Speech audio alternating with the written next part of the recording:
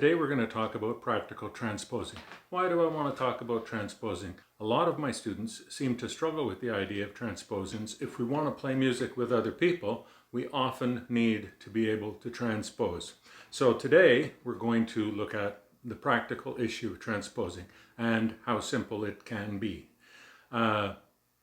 We talk about what is transposing. Transposing is moving a song from one key signature to another key signature. So what is a key signature? A key signature is the set of notes that is used in your song. For example, if we're playing in the key of F, the first 7 letters of the alphabet starting at F and recurring back to A are the key signature of F. So for example, let's put it on the screen, F, G, A, B, C, D, E, and then F is the 1. So we number these notes as well as name them, and we're going to get into that as well. Why do we change the key signature of a song?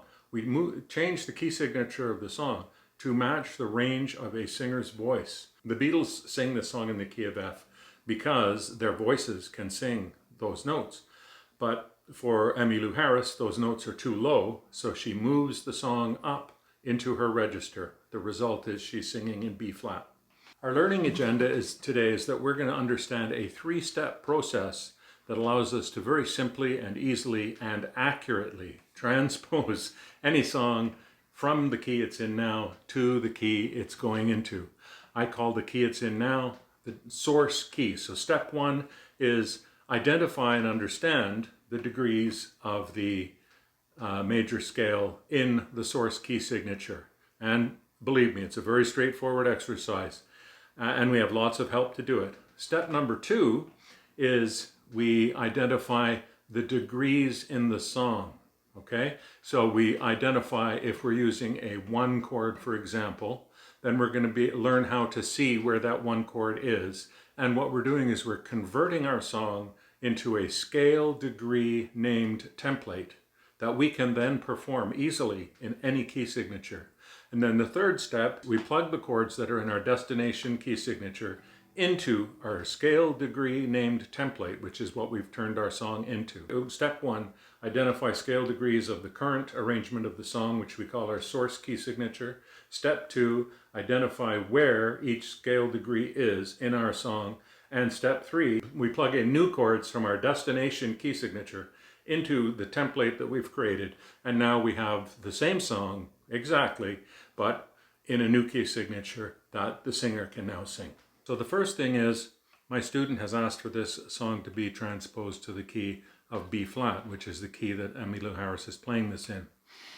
As I look at this, of course, I have a beginner student who's not very comfortable or just starting to get comfortable with bar chords. And the B flat, of course, is played with some kind of a bar. So I sort of looked at the chord voicings and thought, well, how can I make this easier? How can I make this easier? How can I only use, is it possible that I could only use open chords? How do I make an open chord into a bar chord? Well, if I put a capo on the 1, then my B flat, I can play that as an A. I'll show you. Put a capo on. And then when I play an A, that's tonally, it's a B flat. That's what we're doing in this song. That's why in this transposition, I've talked about transposing to A. Okay, and this is just one of those tricks we have to, and this is something a little beyond the scope of what we're doing today, other than to explain what I'm doing to you. But obviously it's very important that we choose chords that sound good, okay, when we're playing the song, and 2, that the player who this song is going to can actually play those chords, okay? For me, it doesn't matter, I can play any chords. But for somebody who's been only studying guitar for a few months, they might not have the ability to play every chord. So using the capo is the solution I came up with that would allow us to go into the key of A. And the bonus of that is, now I can play the song in the actual key of A if I need it a little bit lower than B flat, or if I put the capo on, I can play it in B flat, or I can put the capo on too and play it in B, and so on and so forth. So it gives me a lot of capabilities. Step 1 in our process, in our transposition process, is to identify the key signature that we're using and the degree, think of the key signature as the degrees of the major scale and not as the notes F, G, and so on and so forth. That's our first step. So we use the transposition tool, and the tool is just a pair of circles, as you can see on the screen. It's just a pair of circles like a simplified clock. There's 7 steps on the circle, and each step is marked with a degree number, 1, 2, 3, and so on. We're using Roman numerals. And one of the things that you'll notice in the transposition tool, if you want the transposition tool, and you do want it, send me an email and I'll send you a free PDF copy of the blank transposition tool that after this video, you'll be able to use that tool to transpose any song from any key into any other key. Okay, so you'll notice on the transposition tool, some of the Roman numerals are tall and some of them are the small numerals. That is a standard indication that's used in music to indicate major and minor chords. So the 1 is tall. That means that the 1 chord in a major key is always a major chord. The 2 and the 3 are small. That means that 2 is minor, 3 is minor. Okay, and we're just going to fill it. We're going to fill in letters. We're going to fill in letters here, starting with the letters of our what I call, and what's on the diagram is the source key signature. In other words, the original key signature the song is in. What I'm going to do is I'm going to fill this one in. So the letters are: 1 is F, 2 is G, 3 is A, 4 is B, 5 is C, 6 is D, and 7 is E. Now, I need to find out, are there any sharps or flats in this particular key signature? So we're going to have a look at the circle of fifths, okay? And if we zoom in at the key of F, we'll see that F has 1 flat on the letter B. So we're going to write that on our diagram. Where we've got the letters now, we're going to write down the flat beside B. That's the only flat in the key of F, okay? And the next thing we want to do is, when we're looking at these, is we want to remember, and it's good to write them on explicitly. Even though it's encoded in the Roman numerals, we want to write down F major, G minor, A minor, B flat major is the 4, C is either a 7 or a major, which is the 5, 6 is D minor, and 7 is going to be an E diminished. We're not going to use a diminished chord very much initially, so I'm not going to get into a big diatribe about diminished chords. We'll just skip over that for the moment because we can. So part B of our first step is to identify the chords and degrees of our destination key signature. So over here on the right-hand side of the drawing, we have what we call our destination key signature. That's the key signature that our song is going to end up in. That's where we're headed, okay? And it's the same thing. It has the 1, the 2, the 3, and so on around the circle. Also large and small Roman numerals. Now what we're going to do is we're going to write in all the letters of the A key signature. And this is one of the core concepts I want you to understand. It's so simple. And that is this, that every key signature just starts on the letter of the key signature. That's always the 1 chord. So then we just write the first 7 letters of the alphabet in order around the circle. That's a key signature, okay? So for A, it's super simple. We go A, B, C, D, E, all the way around until we get to G, and then we're back at the top, okay? So A is 1, B is 2. Next thing we're going to do is we're going to look at the key signature on the circle of fifths, and we're going to say, are there any sharps or flats on the key of A? And we look at the circle of fifths, and there are 3 sharps. Okay, in the key of A, there are 3 sharps, and those sharps are F, C, so F sharp, C sharp, and G sharp. Those are the sharps.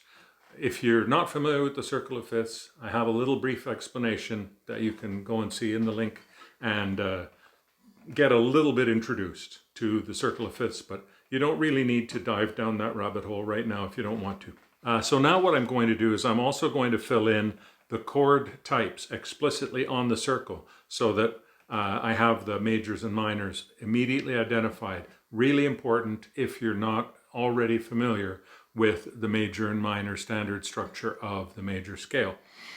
The 1 chord, it has a big Roman numeral, that's going to be an A major. 2 chord, small Roman numeral, B minor.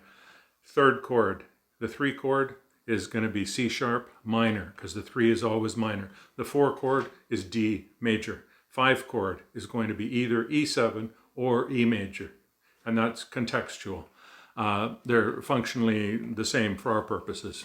The 6 chord is F sharp minor, and the 7 chord again is G sharp diminished. We're not going to use the G sharp diminished ourselves, but it's there, and in some cases, in some songs, you will use it. Or that's step 1, the first step, and the second step of step 1. Okay, there's 2 parts to it, filling in this whole diagram: the source side, the destination side. The next thing we're going to do, we're going to look at our song. We're going to find the chords in our song. We're going to look them up on the source side of our transposition tool, and we're going to mark down on our score what's a 1, what's a 2, what's a 3, so that we can now start to think of these chords in the song as degree number names. Okay, the 1 chord, the 3 chord, the 5 chord. This is what jazz guys are always talking about. Even blues guys sometimes are talking about it. Now you're going to talk about it too. Okay, so I'm going to look at the first line of Here, There, and Everywhere, and I'm going to show you how we do this. We're going to look at the first chord in Here, There, and Everywhere. It starts on an F. If we look at our source key signature, we see that F is the 1 chord. So what I'm going to do is I'm going to go through my song. I can go through the whole thing, but I'm definitely going to go through the first line right now. Anywhere that I see an F, I'm going to write a Roman numeral 1 beside that. That reminds me that that's the 1 chord. My next chord in my song is G minor 7. I'm going to look on my source key signature side of my transposition tool. I'm going to look up G minor 7. That is the 2 chord. I'm going to go back to my score and I'm going to write on all the G minor 7s that I see a little Roman numeral 2 right beside them. That's the 2 chord. The next chord I see is an A minor 7. I looked that up on the transposition tool. An A minor 7 is the 3 chord. I'm going to go to my score. I'm going to write a little Roman numeral 3, the small one, to remind me it's a 3 minor. I'm going to write a Roman numeral 3 beside all the A minor 7s that I find on my score. I'm going to go to back to my score and say, well, what's the next chord after A minor 7? It's a B flat. And the B flat in the key of F is the 4 chord. I'm going to write a regular size Roman numeral 4 beside the B flat and any B flats that I see. Okay? And so here now you can see I have the score. I have my score of my song. I have all the little chord names on that first line, but beside each one I now have a Roman numeral telling me which one is a 1 chord, which one is a 4 chord, which one is a 3 chord. We do this through the whole song. Okay? I'm going to do step 3, which is actually of my transposition process, and that is using my destination side of my transposition tool. I'm going to plug in the new chords that are going to go onto this score. So here's our score. Our first chord is a 1 chord, okay, the F, and I've marked in 1 beside it. So I'm going to look on the destination side of my tool, and lo and behold, the 1 chord is going to be A, because I'm transposing into the key of A. So I'm going to look at that first line, or look at my whole song that has the Roman numerals all in it now. I'm going to put a little stroke through my F, and above the F, I'm going to write in an A. And then I'm going to go across the whole song. I'm going to look for all the places where I have an F or a 1. An F marked by now, marked with a Roman numeral 1. I'm going to scratch out or just put a stroke through the F, and I'm going to write A above it.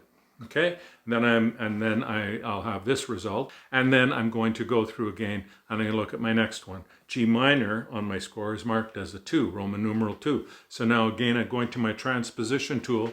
I'm careful to make sure I'm referencing the destination key signature side, and I'm going to look at my score and I'm going to go, okay, well, the 2 in destination is B minor. So I'm going to go to my score, I'm going to look up wherever there's a 2, I'm going to put a little stroke through the chord that's there. Right now it's G minor 7. I'm going to write a B minor 7 above that, okay? And I'm going to do the same thing with the next chord.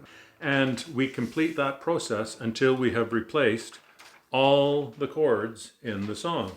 And now we have something that looks like this. We have our first line of the song, we have the chords at the bottom, We have the degree numbers beside the chords, and we have the replacement chords above each one that has a stroke through it. That is our basic process that's completed at that stage. However, sometimes people get confused when they see chords that are outside of the current key signature.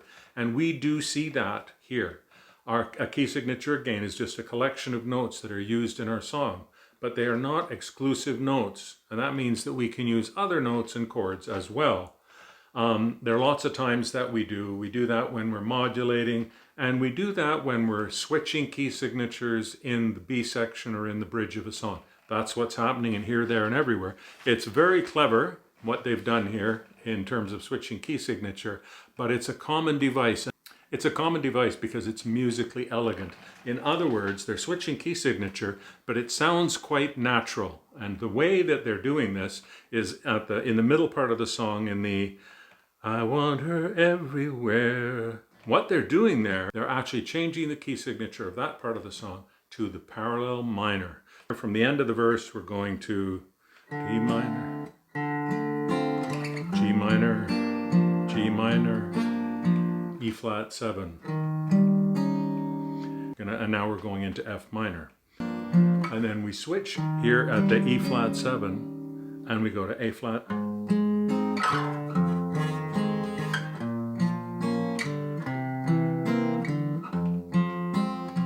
That whole section is in the parallel minor key of F minor.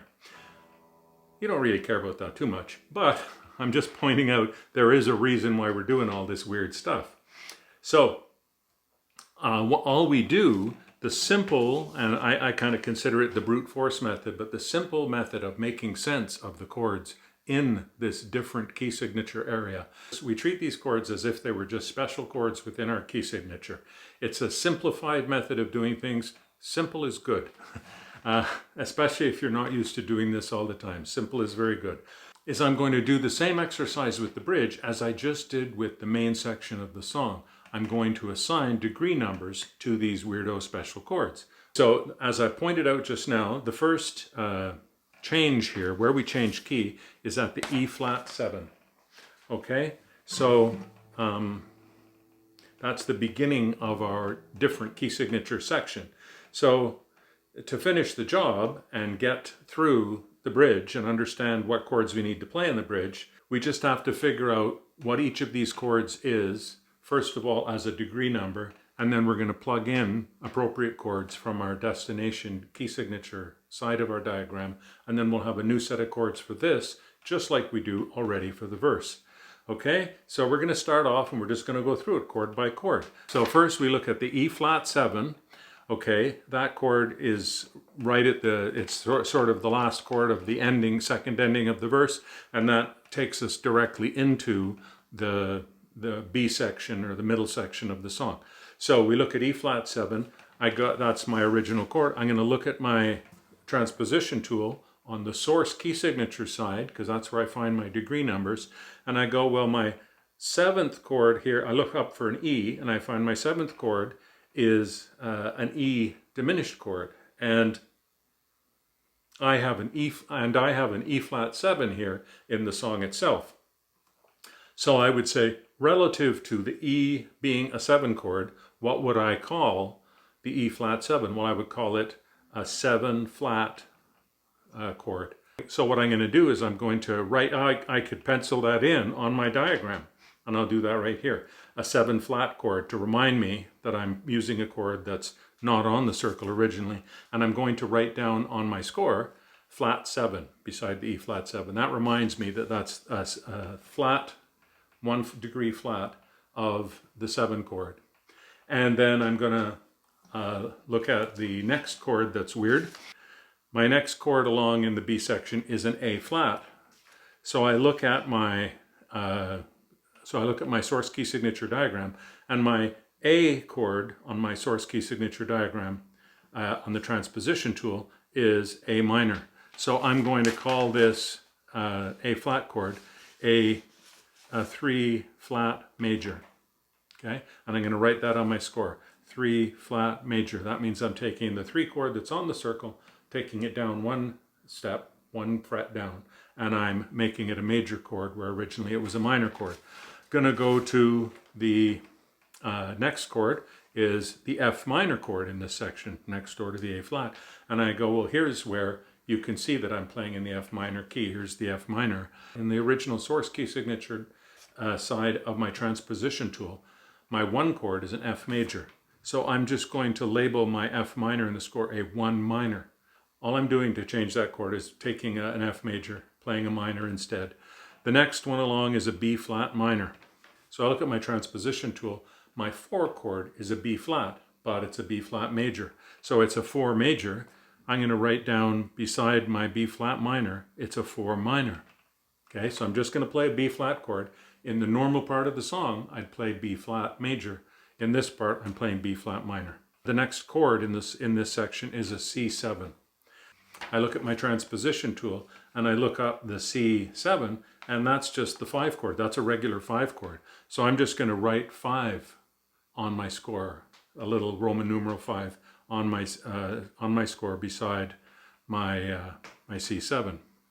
And then my next one's an F minor, which I play for 4 beats instead of 2.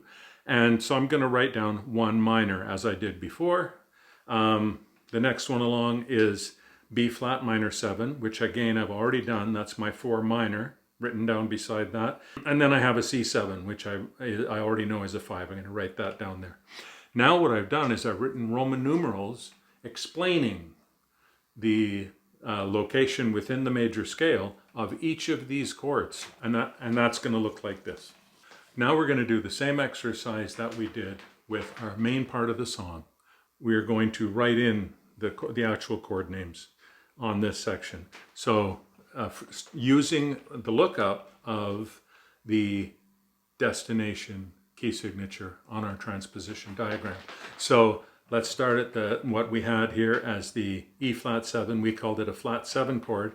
So that means that in the key of A, if we look on our transposition tool, our 7 chord is a G sharp. We're going to go down one semitone. It's going to be a G, and it's going to be a 7 chord, just like it was in the F version. So we're going to write in G7 above that flat 7 Roman numeral. Next one over is what we call a 3 flat minor chord, or sorry, 3 flat major chord.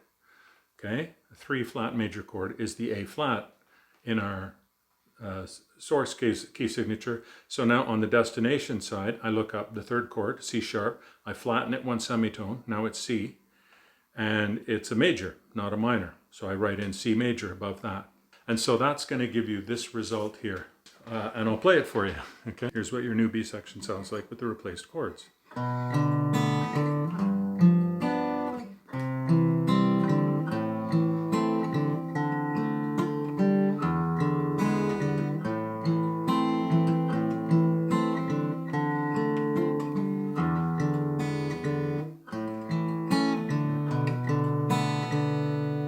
Okay, so there it is. We've now transposed the entire song using this very, very simple method.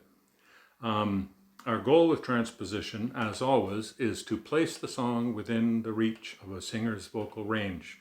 Okay, you can always put a capo on or transpose music around with your instrument. It's not so easy with a voice. It has a finite range, and we have to fit our music to it. At the same time, I've considered the playability of the chords, and so I've made some decisions about voicing the chords. That's a whole other tangent, and I will do a lesson video talking about voicing chords once we've done a transposition. But obviously we want the chords to have a very similar sound to the original chords, and so we have to carefully choose which voicings we're going to use. It's very common that you're going to need to transpose songs between key signatures. We need to learn transposition, and what happens is the more we use this transposition tool, the more we understand these principles, and the less intimidating transposition becomes. And the more comfortable we get with it, the more easily you can move from one key signature to another, the more in demand you are going to be, either as a sideman or accompanist, or even at the jam, because moving around between key signatures fluently is a key ingredient of playing music with other people. So have fun transposing. Maybe pick a song that you already know, use these steps and see if you can transpose the song into a new key signature yourself. You should be able to. It's very straightforward. Have fun with it, and I hope you'll come back and visit me again soon.